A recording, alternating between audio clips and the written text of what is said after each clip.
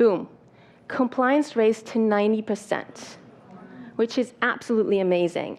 And the research staff were amazed as well, and they made sure to replicate it in another division in the hospital. Again, the same results. So why does this intervention work so well?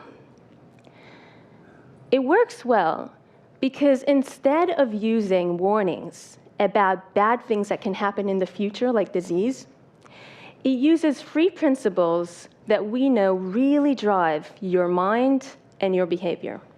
Let me explain. So the first one is social incentives. In the hospital study, the medical staff could see what other people are doing, right? They can see the rate of the shift, the rate of the week. We're social people. We really care what other people are doing. We want to do the same, and we want to do it better.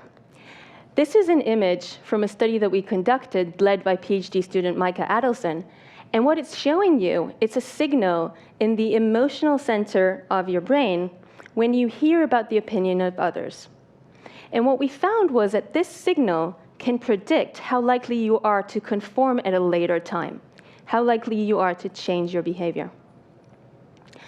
So the British government are using this principle to get people to pay taxes on time. In an old letter that they sent to people who forgot to pay taxes on time, they simply stressed how important it was to pay taxes, and that didn't help. So then they added one sentence. And that sentence said, 9 out of 10 people in Britain pay their taxes on time.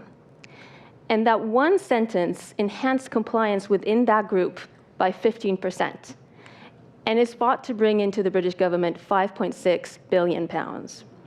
So highlighting what other people are doing is a really strong incentive. The other principle is immediate rewards. So every time the staff washed their hand, they could see the numbers go up in the board, and it made them feel good. And knowing that in advance made them do something that they otherwise may not want to do. Now, this works because we value immediate rewards, rewards that we can get now, more than rewards that we can get in the future. And people tend to think it's because we don't care about the future, but that's completely wrong. I mean, we all care about our future, right? We want to be happy, we want to be healthy in the future, we want to be successful. But the future is so far away. I mean, maybe you'll behave badly now, and you'll be fine in the future. And maybe you'll be altogether dead. So the here and now you would rather have that tangible drink, that tangible T-bone, rather than something that's uncertain in the future. If you think about it, it's not altogether irrational, right? You're choosing something sure now rather than something that's unsure in the future. But what will happen if you reward people now for doing actions that are good for them in the future?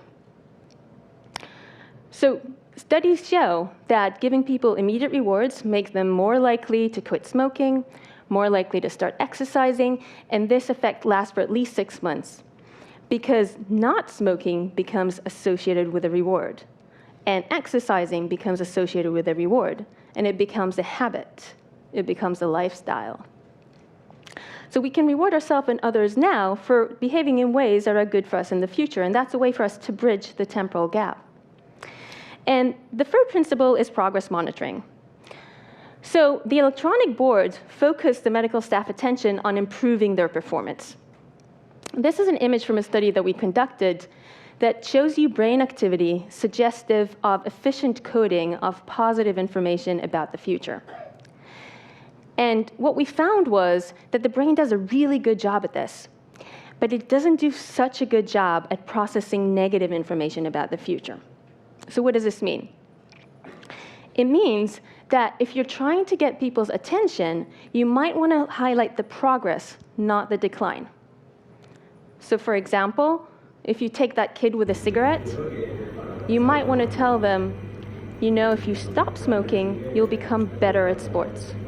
Highlight the progress, not the decline. Now, before I sum up, let me just share this small anecdote with you. So a few weeks ago, I got home and I found this bill on my fridge. And I was really surprised because there's never any bills on my fridge, so I was wondering why my husband decided to put that on our fridge. And so looking at the bill, I could see that what this bill was trying to do is environment. It's one of the principles of what the brain is actually doing. And so giving people a sense of control is a really important motivator. Okay, so what am I not saying? I'm not saying that we do not need to communicate risks. And I'm not saying that there's one solution fits all. But I am saying that if we want to motivate change, we might want to rethink how we do it. Because fear, the fear of losing your health, the fear of losing money, induces inaction, while the thrill of a gain induces action. And so to change behavior in ourselves and in others, we may want to try these positive strategies rather than threats,